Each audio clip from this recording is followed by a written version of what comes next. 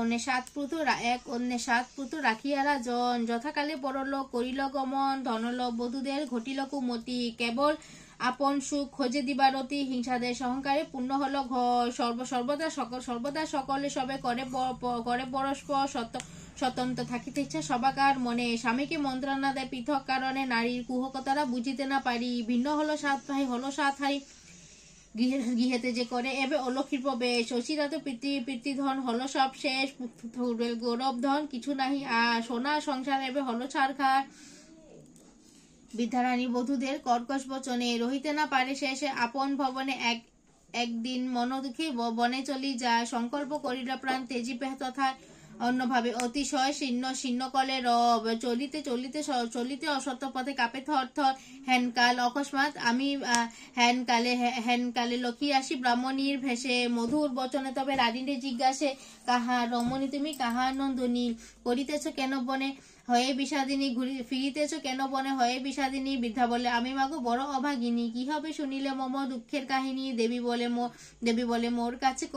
কহ সমুদয় সাধ্যমতো প্রতিকার করিব নিশ্চয় দেবীর বচনে বিধা দুই কর জুড়িয়া বল মাগো মন দুঃখ সুনমন দিয়া সুমন্ত নামেতে ছিল বিদর্ভ নিপতি তাহার গৃহিণী আমি ছিনু ভাগ্যমতী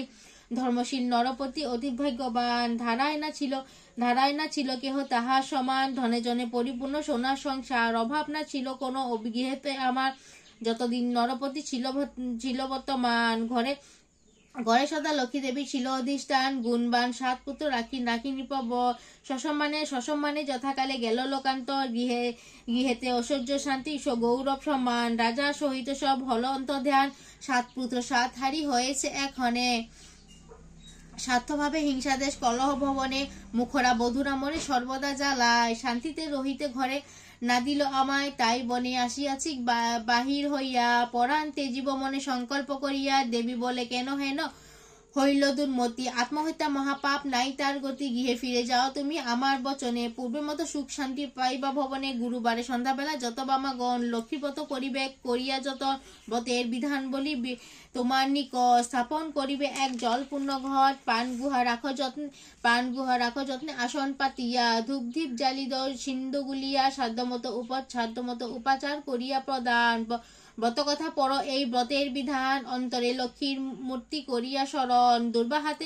দুর্বাহাতে সবে কথা করিবে শ্রবণ কথা শেষে এগণ হুলুধ্বনি দিয়া প্রণাম করিয়া লবে সিন্দুর বাটিয়া যে রমণী ব্রত করে প্রতি গুরুবারে হইবে চিত্ত সে আমার বরে